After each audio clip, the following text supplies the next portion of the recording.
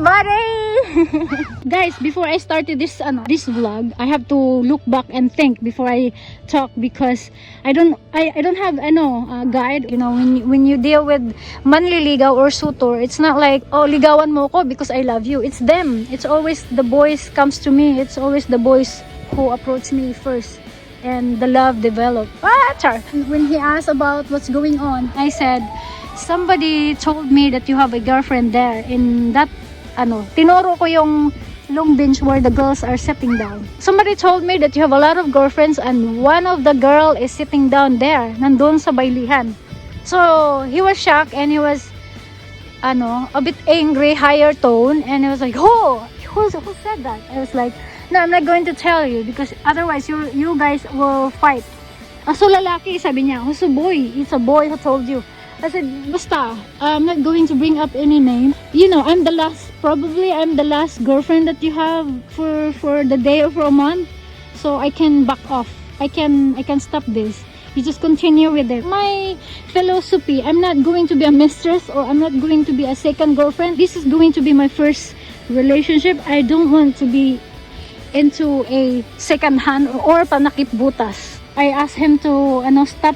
It hurts because I was hoping that it was good because it was first, and I was hoping that it was gonna be forever because even though I was super young, I was thinking it was good because he was backed up and supported with his cousin who are my cousin as well.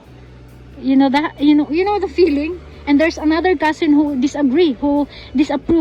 And this cousin is his friend as well. I was in this middle of not knowing what to decide, but only one thing I know. I don't want to interrupt a relationship. I told him, you have to make sure that you don't have any other relationship before you get into my life. And you know what he said? He was so angry, and he said, I can talk to this guy in front of him, whoever this guy is, you tell me, and call the girl that he is talking that I'm the boyfriend, or call the girl that he said my girlfriend. If he said this girl is my girlfriend, then I will call this girl in front of him and we will talk, four of us, and this girl can tell that we are not in a relationship. This girl are my ex. I was like, oh, maybe this is your ex because you found me. That's what my thinking. So maybe it's going to be your ex because you have me. And I'm not going to be one of the reason for your breakup with the other girlfriend. And that's becoming escalation of anger. And I think I cried or said, let's just stop this. And he asked me, what's the other way that you will forgive me or you accept me? We will settle this down. I said, you just proved to me that there's nothing going on in the other girls. I said, guys, sa ngayon nanginginig ako because na-carried away ako sa conversation namin way back 1994 or 95. I feel like I can cry. I told him tomorrow I will go back to my town. I will go back to my barangay. So tonight is our last night and I think we will meet. And he was so upset, very upset because that was, I think, Saturday. So Sunday I will go back to my town. Saturday, last meeting with us, last confrontation, last conversation. So the next day I need to go back to our town, and then the next day, Monday, they have to work. And then the next day, Tuesday, he has to go back to Manila. Before that day happened, at that night, I told him, we will meet for the last time. We will meet on Martes, Tuesday. We will meet before your departure to Manila. And that will prove to me, if you are really my boyfriend, that will prove to me that you're my boyfriend, that you love me. You meet me there in the market. We called Mercado. You meet me there in this time, in this blah blah blah time. So you know what I did? I didn't go there at the time that I told him. I did not go there, or maybe I went there late. Maingay dito.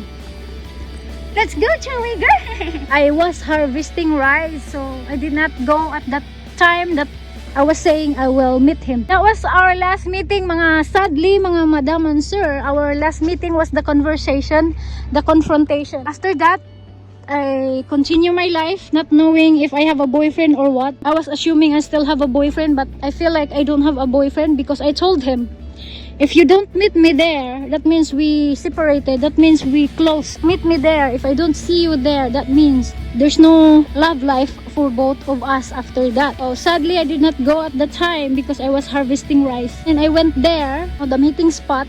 It's my cousin's restaurant. And all I know is during the time that I went there, they were already heading to the pier. Tagbilaran Pier for Manila because they're about to board a ship. That's why I remember to discuss about my ex.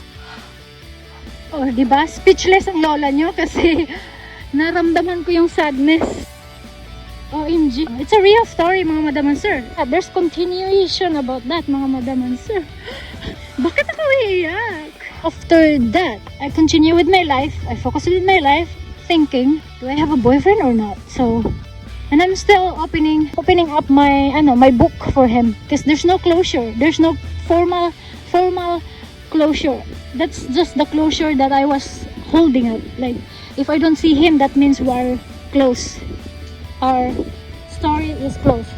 Come on, Chewie. Because I did not meet him, that means I don't have a boyfriend. I was hoping na magsulat siya kasi uso that time, sulat pa, wala pang phone. So, I was hoping na magsulat siya na, alam mo yun, he's very far, there's no communication after that. My only hope is magsulat siya to explain kung ano nangyari. After that event, I proceed with my life as a high school student.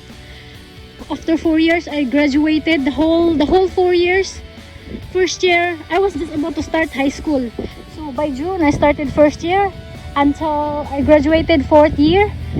And in between those years, hindi ako nag-entertain ng manliligaw because I feel like first time kong magka-boyfriend tapos ganun yung nangyari, yung parang hindi siya, parang naantala or something na hindi siya maganda.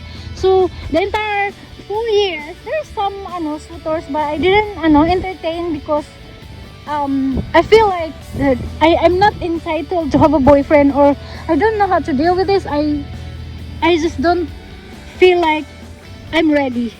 And plus, I feel like I was broken at the time because why somebody would want me to be their girlfriend and then babaero pa. Alam mo yun? Virgin ang idea ng lola mo pagdating sa mga love life, pero alam mo yun, babaero pa yung napunta sa akin. From there, I decided not to get a boyfriend, or especially kung gwapo. Especially kung alam mong mabenta. Ganon yung philosophy ko. I'm not going to have a boyfriend na gwapo. Ganon. Pangit na lang gusto ko. Ganon. So, ayan. Yan ang ship na yan. Yan ang ship na yan. Close pala yung camera ko. So, I hope nagets niyo yung story ko, mga madam and sir. So, after graduation, I went to Manila, 1999. I took the biggest ship, the same route from Tagbilaran to Manila. This is very fresh for me because I have a picture with my friends who were on board na hindi ko alam. I didn't know that they were gonna be on the same journey with me. I just met them in the on board, inside the boat, in the big ship. We call it barco. So I just met them there, and I had camera, I think, at the time, and we took pictures. So that's why I cannot forget, because I have remembrance for these girls and boys. They were part of my youth ministry because I was a president of our youth in our barangay. The other ladies with us are from the main poblacion, San Miguel. They were the main, like the heads, or yung mga pioneers namin. My heart was like pumping because I'm going to be in Manila where I could probably meet him or what. That's one of the my curiosity, whether I meet him or not. But that's not my main thing. The main thing that I went to Manila is I wanted to study college. I wanted to study college in Bohol, but no one can support me financially, so I went to Manila to work and at the same time to study at night. Luckily, I found that one because my mother found a boss. So I studied at night and I worked. It was very, very hard, but it was very inspiring because my boss is a retired engineer and he was the one who teach me how to solve a problem, any problem in math. And I'm very, very proud na siya yung naging boss ko kasi, guys, I became top 3, top 5, top 4 in math. In the class. Chewie! Oh my God, sorry ito yung Cho. Chewie step on the new cemented construction. My boss was the tutor. I'm so excited every time I have assignment. I don't sleep if I don't finish my homework because I'm just so excited. Every time I have assignment, it's always 100. So my classmate would always copy my homework before we start the class.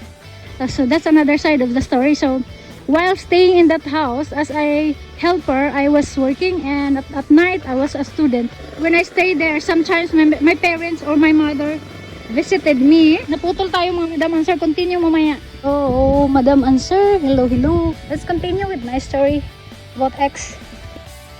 When I'm in Manila, so yun nga, nag-working student ako. At the same time, nag-aaral. From time to time, we visited my cousin, the sibling, another sister of Flora and Renato. They have a restaurant in San Juan. We went there to visit. To my surprise, he was there. He was one of the crew. He was one of the waiter in the restaurant. Oh my God. My nervousness. I was freaked out. I was nervous because I was not prepared. If I know that he was there, I should not go there. I was so nervous. They said he's here, and they called him to go out to talk to me. I was like, what should we talk? I don't have the guts to face him, to talk to him. What should I say? Confront him again or what? We didn't talk. He was inside busy working. I was outside as a visitor. I went off, like I don't want to stay there longer. Although they were my cousin, I wanted to stay there, but he was there.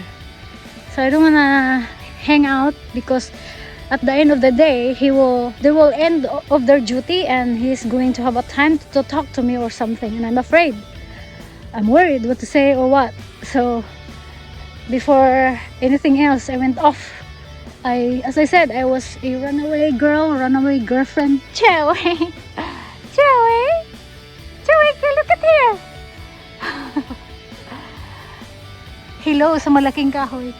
That was our first time after 4 years. That was our first meeting na hindi man lang kami niho. Parang nagkahiyaan.